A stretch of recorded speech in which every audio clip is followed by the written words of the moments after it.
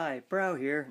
I made a video detailing what I did to Meepo Remote to make it work. In there the video I referenced that I compared it to a boosted remote. Now I gotta make sure you know this, I own a boosted board. So I'm not making a vapid claim as if some of these others say, hey, a $500 board works just like a boosted. I actually own a boosted board, and I can tell you when I've modified this remote, it has brought the Meepo board to near boosted experience. That's pretty good. So bear with me as I do my do-it-yourself. If you have any questions, answer them after. I'll hang around and answer them after the video. Thanks. Bye-bye. Hey there. I'm no expert at doing YouTube how-tos, so please bear with me as I do this. So when I first got my Meepo, it came with a lovely standard remote, and went out and tried it out, and hit forward it works, hit brake it works in low, and but what I found, it was disastrous when you tried to go slowly and just meander through people, where you just touch the brakes and the thing would lock up and throw you off the board, and that was terrible. In the end, I felt it had basically two speeds: usable and unusable. Based on that advice, they came out with a new remote, which was, I bought the new one, actually, the version 2, which this one actually is, and they added a third section where you can actually have a medium setting.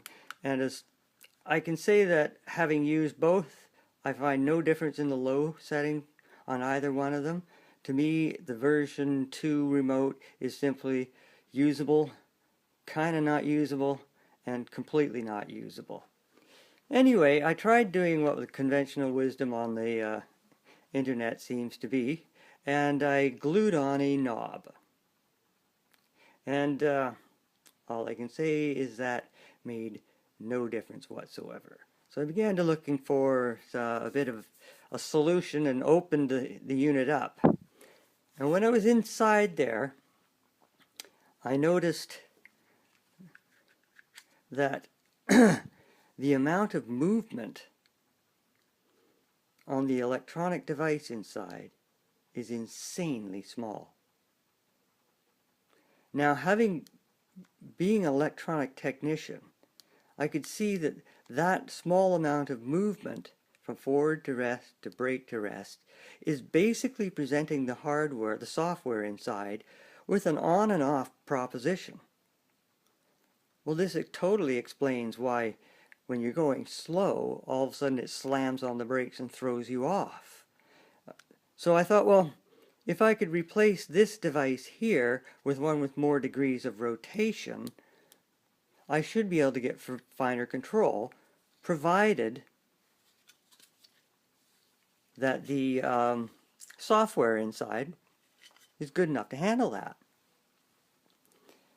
So I went out and found a very similar, this is called trim pot, which is what they have attached here. It's called a 10K balance pot. It's called a B103. I don't know if you can see it written on there, but it's the same thing here. And you can see that it also has exactly the same soldering points on it.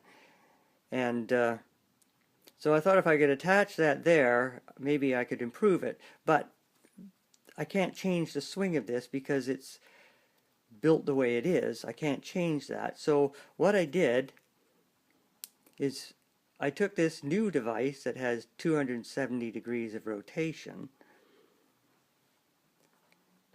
and I basically took this out. You can pull this off. Soldered it onto the 3 wires that are there, and then glued it into the board, glued it into the case right here. Now you can see that doesn't really stick out enough to control, so I needed to put something on there to make it a bigger wheel. So basically I cut out a larger section of plastic and glued it on using this, which is E6000, and bonds metal and plastics and nylon quite well. If you don't use E6000, use JB Weld Plastic Weld, which apparently is even better than this. It comes in two forms, a liquid and a putty, and either one of these two products will probably do you very well. So what I did is I installed that with the same wiring, glued it in place, and put the wheel onto it, and then put in a little elastic return so that it would return to zero back to the resting spot. Now to do that, you can see I drove a nail through it here, and that nail goes right through to the other side of this here into the here so that it's fully supported on both sides, so that when you let go of this it returns back to zero. Now it works enough, but it doesn't work perfect. So anyway, so that goes through there, and it was also glued in place using E6000, so it's nice and strong. On the other case here with the wheel, I didn't want it to be breaking out, perhaps the glue break away, so I installed a bit of an axle that goes through here and goes, again, does the same thing, goes through the case and out the other side. You can see it stick out the other side here,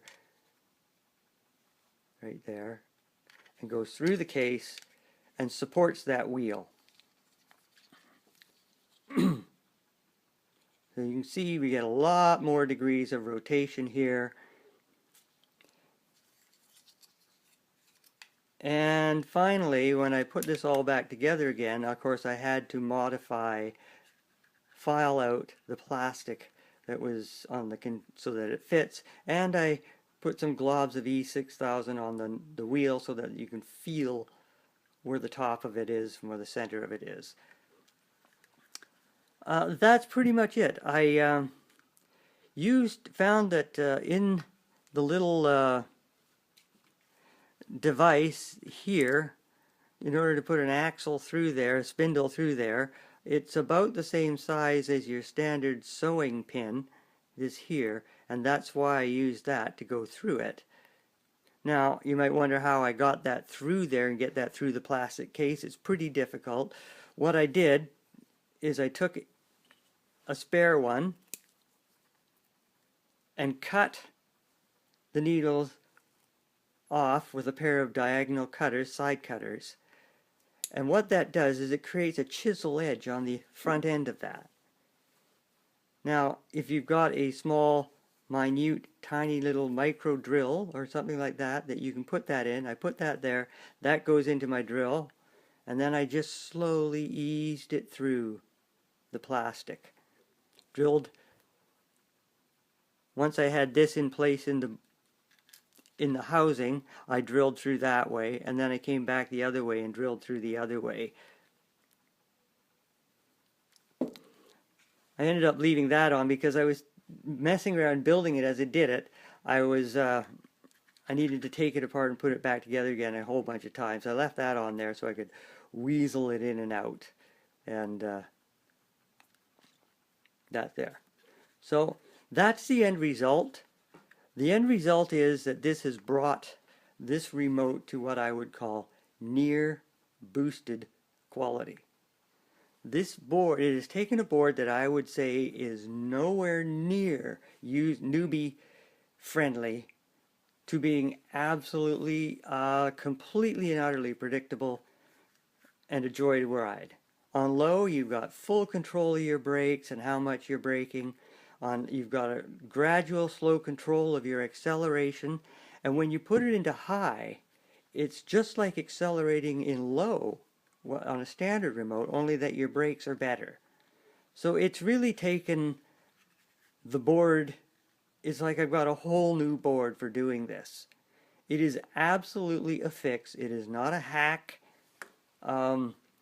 I would hope that I would see the version 2 or version 3 Meepo updated at some point with a turn with a wheel like this, because to me it shows that the people who are building the Meepo are not technicians. In the end, I have to say this absolutely works. I got these new pots. You might find some better ones, but I got them off of eBay. They were sent to me on the slow boat from China, and if you wait, it won't cost you a whole lot. It was 99 cents US for 5 of them, free shipping. On the slow boat from China, it took about 2 months to get here. But hey, at that price, I can wait. So, let's see, I don't know what else to say here other than as far as acceleration goes, I'll say that when you accelerate, it's got nice control, really nice control down low. You can creep off from the start and gradually add, and you can creep to a stop. So it's really nice. The only thing that I would say is the application of the stop and hold brakes has always been kind of iffy on these remotes, and it's no different. It's still kind of iffy on this, so, but I haven't been thrown off it. That's the good point. The second thing is that you'll, let's say, once you get up into a certain speed, you'll push it forward and you'll get no response, and push it forward. Then you hit a certain point, and it's like another gear kicks in. You hit a level. I call it being like square wave or notchy, because then you push it up a little more, nothing, and then you hit another level, and you go up another level. I don't know if there's maybe about 4 or 5 levels as you go, as you turn it up to full. There's about 4 or 5 levels up to full speed, but it's all very brought in just like you're used to on the old one, so it's very predictable, and you know, it's not as smooth as the boosted. Gives you a smooth control all the way up, and this I would call a little bit notchy, but it works. It works great. So you know what?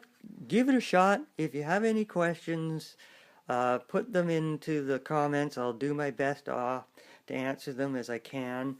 I hope I've covered everything here for you, and please limit your comments to something to do with the remote and the fix, because most of the people I've found who reviewed these things have quite simply got them hands on a Meepo board, gone out into a straight street, you know, pressed the handlebar, gone forward, and whoa, it speeds up, and then go put on the brakes full, and whoa, it comes to a stop, and there you go. Well, yeah, there you go, it works. Great. But I haven't seen any reviews where people have tried to use this in a day-to-day situation where you might have to meander around people or go slowly. And in that case there, the Meepo standard remote, whether it's version 1 or 2, fails terribly. So this is a fix for that condition. Let me know what you think. Thanks. Bye-bye.